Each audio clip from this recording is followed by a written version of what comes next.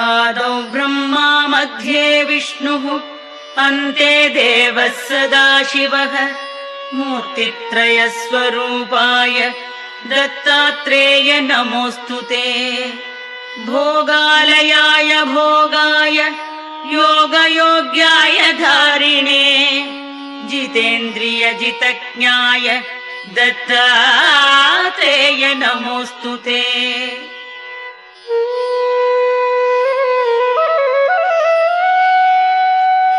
दिगंबराय दिव्याय दिव्यरूपधराय च सदोदित परब्रह्म दत्तात्रेय नमोऽस्तु ते। जम्बुद्वीपे महाक्षेत्रे मादापुरनिवासिने जयमानसतां देव दत्तात्रेय नमोऽस्तु ते।